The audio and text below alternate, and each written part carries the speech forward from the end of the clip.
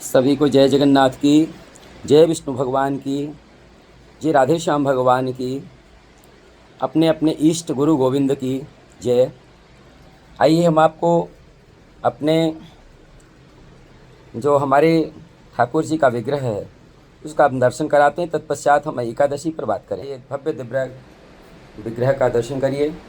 ये जो दीपक जल रहा है ये तुलसी मैया की सूखी हुई लकड़ी के ऊपर लाल धागा लपेट करके और दिए के अंदर शुद्ध गौ मैया का घी और उसमें थोड़ा सा तिल, आज क्योंकि एकादशी है उसमें तेल चावल नहीं डाल सकते तो काला तिल डालें, 2 लौंग और थोड़ी सी काली मिर्च 1 दाने डालना है। डाल करके भगवान विष्णु के सामने अखंड दीपक जलाया गया है। क्यों जलाया जाता है? अखंड सौभाग्य के लिए, अखंड लक्ष्मी, चिरकाल लक्ष्मी प्राप्त के लिए, व्यापार में स्थिरता लाने के लिए, किसी प्रकार की घर में झंझट चल रही हो उसकी समन के लिए, सभी ग्रहों को ठीक करने के लिए ये सब जो है ना उपाय किए जाते हैं। बहुत ही अचूक उपाय होता है। तो ये भगवान विष्णु के राघवेंद्र सरकार के विग्रह का दर्शन करिए। आप लोगों ने कथा के दौरान इन विग्रह का दर्शन किया है। सुंदर छाती है राधे कृष्ण भगवान की और बहुत सुंदर और भव्य माता जगदम्बा का दिव्य दरबार, भगवान भोलेनाथ का जो नर्मदेश्वर शिवलिंग है, इसको नर्मदा जी से जाकर के हम डूब करके निकाले थे और कहते हैं कि ये बिना प्राण प्रतिष्ठा के ही प्राण प्रतिष्ठित हो जाते हैं। नर्मदेश्वर में हर जगह नर्मदा जी के हर कंकड़ में शंकर हैं, तो ऐसा भाव मानना चाहिए। और ये जो है ना बड़ा सुंदर भव्य दरबार है। और ये बाबा सत्यनाथ कपाली बाबा के आश्रम में जो भगवान शंकर जी हैं, पूज्य कपालेश्वर महादेव, तो इनके दर्शन बाबा सत्यनाथ का, गुरुदेव भगवान का पदार्पण यहाँ होता रहता है दास के यहाँ। कभी जब रीवा में रहते हैं यहाँ क्या बोलते हैं रीवा वाले आश्रम में रहें या कि अपने गाजियाबाद वाले आश्रम में रहें तो भगवान का दर्शन प्राप्त होता रहता है। तो आइए बड़े भाव से जो है रीवा के पास में चित्रकूट है। चित्रकूट आप सब जानते हैं, चित्रकूट आश्रम की हम बात कर रहे हैं, आप भ्रमित ना होंगे तो इस तरह से। तो ये जो है ना खूब बढ़िया से सुंदर से विग्रह का दर्शन करिए। और आइए थोड़ा सा दर्शन कराते हैं आपके इस बैठक कक्ष का भी, जहाँ पर दास का ये आसन स्वयं गुरुदेव भगवान ने निर्मित कराया था। और ये पुराण हैं, पुराण भगवान के दर्शन करिए। तो यहाँ पुराण भगवान की नित्य पूजन अर्चन होता है और नित्य इनका अध्ययन किया जाता है। तब जाकर के व्यासपीठ में बैठ करके श्रीमद् भागवत कथा हो, शिव महापुराण हो या वाल्मीकि रामायण हो या श्री रामचरितमानस हो, ये बोला जाता है। ये हमारे राघवेंद्र सरकार और ये राम जी का दिव्य दरबार है बैठके में भी। और ये जो है तो ये आपने दर्शन किए। तो आइए हम आपको एकादशी के बारे में भी थोड़ा सा हम बात करते हैं। तो सभी को एक बार जय श्रीमन्नारायण। पुरुषोत्तम मास जब पड़ता है तो उस वर्ष 26 एकादशी हो जाती है, 26वीं एकादशी। पुरुषोत्तम मास के बाद में जो निर्जला एकादशी होती है उसका महत्व तो अपने आप में भी बहुत ही बढ़ जाता है, बहुत ही बढ़ जाता है। यद्यपि सभी एकादशी बहुत ही पुनीत हैं, पावन हैं, प्रत्येक सनातनी को सभी एकादशियों का व्रत करना चाहिए। जिन लोगों ने व्रत लिया है, जी गुरु दीक्षा ली है, वो इस दिन या प्रत्येक एकादशी के दिन अपने गुरु के द्वारा दिए गए मंत्र का जितना ज़्यादा से ज़्यादा जाप कर सकते हैं वो करें। जिन्होंने मंत्र नहीं लिया है, ओम विष्णवे नमः, ओम विष्णवे नमः, ओम विष्णवे नमः, या ओम नमो भगवते वासुदेवाय नमः, ओम नमो भगवते वासुदेवाय नमः, ओम नमो भगवते वासुदेवाय नमः, या जय सीताराम जय सीताराम, सीताराम सीताराम सीताराम, इन मंत्रों का भी जाप आप खूब ज़्यादा से ज़्यादा संख्या में कर सकते हैं।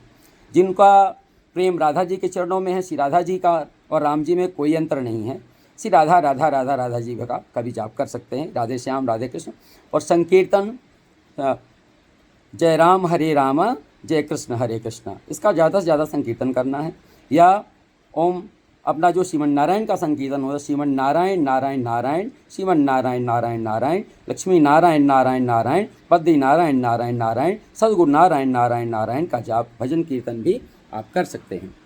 तो जो विशेष महत्व है इस निर्जला एकादशी का, इस निर्जला एकादशी में यद्यपि तो जल लेने का भी विधान नहीं है, पर वृद्ध, बाल, रोगी और जिनका इलाज चल रहा है वो जल पीकर फल खाकर भी व्रत कर सकते हैं। अन्न बिल्कुल भी किसी भी सूरत पर भी व्रत के दौरान अन्न नहीं खाना है, किसी एकादशी में अन्न नहीं खाना है। तो बिना निर्जला रहना है, नहीं कर सकते तो अन्न का त्याग करते हुए फल और जल का सेवन करते हुए व्रत कर सकते हैं। मन पावन हो, निर्मल हो। आज के दिन कम से कम किसी के बारे में भी कटुता का ध्यान न करें, किसी की बुराई न करें, किसी को मन से भी गाली न दें, घर में भी आप सामंजस्य बना कर रखें, बिन पति पत्नी भी आपस में प्रेम बना करके रखें। इस दिन मन से वचन से किसी का भी पीड़ित ना हो। मतलब व्रत तो करना है, लेकिन अपने को इंद्रियों को साथ साथ में व्रत कराना है। व्रत का मतलब ये होता है, उपवास का मतलब ये होता है उपसमीपे वासः, जो भगवान विष्णु के समीप रह करके भगवान का नाम संकीर्तन करते हुए व्रत का संकल्प लेगा। और अच्छे से इस दिन सामर्थ्य अनुसार जो व्यक्ति छाता का दान, फल का दान, जल का दान, जल के से भरे हुए घड़े का दान, ये सब इत्यादि करते हैं, तो उनके जीवन में उच्छृंख पुण्य की फल प्राप्ति होती है और उनको मोक्ष मिलता है। पुरुषोत्तम मास की ये जो एकादशी हमारी है, ज्येष्ठ मास की एकादशी, निर्जला एकादशी, इसको भीमसेनी एकादशी भी कहते हैं। एक बार भीष्म पितामह ने जो है सभी पांडवों को एकादशी का व्रत का महत्व बताते हुए कहा कि आप लोग एकादशी व्रत का संकल्प करिए। भीमसेन जो भीम हैं, बहुत खाने में जो आप लोग सुने होंगे, उनसे व्रत नहीं रहा जाता।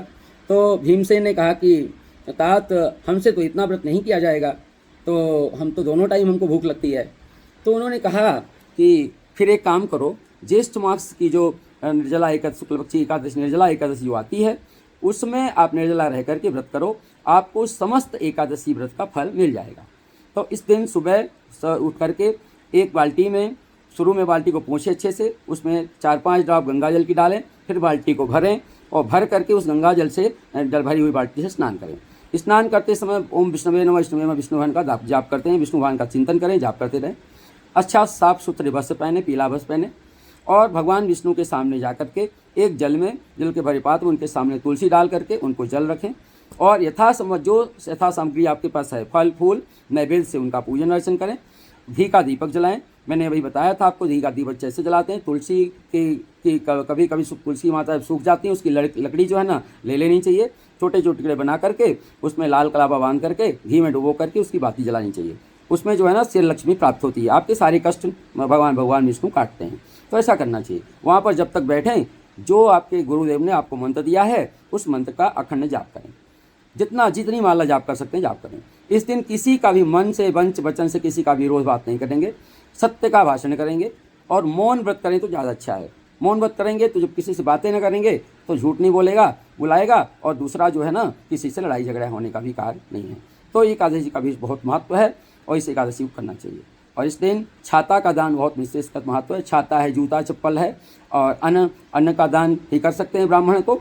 और दूसरा और जो है ना फल का दान ज़्यादा महत्व करता है। आम का इस समय सीजन चल रहा है, आम का फल का दान कीजिए, और खड़ाऊँ का दान करिए। ब्राह्मणों का जो सुपात्र ब्राह्मण है उनको दान करना है, कुपात्र को नहीं।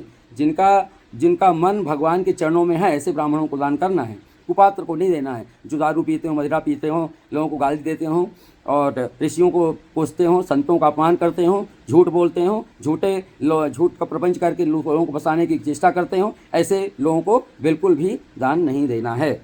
कुंवारी कन्याओं को भी दान कर सकते हैं। बोलो जय जगन्नाथ की, जय बद्रीनाथ की, जय सीताराम जी स्वामी की। मेरा मुंह सूख रहा है बिल्कुल बोलते बोलते, इस कारण से मैं ज़्यादा बात नहीं कर सकता। सीताराम चरण मोरे, अन दिन बढ़े अनुग्रह तोरे, जय विधिनाथ हो हित मोरा, वेग स्वर को करो दास में तोरा, जाकर नाम सुनत शुभ होई, मोरे गृह आवास होई, कौन सुकाज कठिन जगमाही, जो नहीं हो तात तुम पाही। संसार में ऐसा कोई काम नहीं बंधुओं जो भगवान न कर सकें।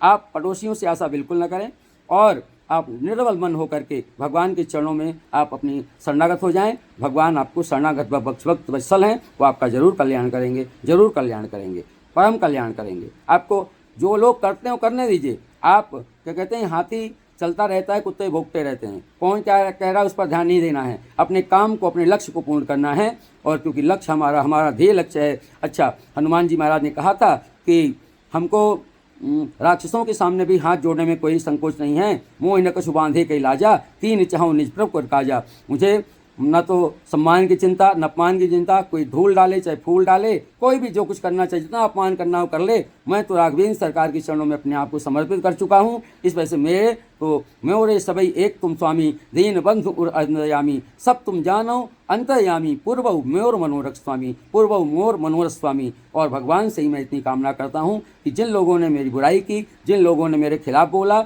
जो लोग लगातार दुष्प्रचार कर रहे हैं, उनको इतना पता होना चाहिए कि जहाँ पर कोई भी चीज़ अपलोड थी वहाँ पर जो है ना बहुत सारी चीज़ें और भी अपलोड हैं, उनको देखना चाहिए। बोले जय श्री नारायण, जय बद्रीनारायण भगवान की जय, जय सीताराम जी स्वामी की जय।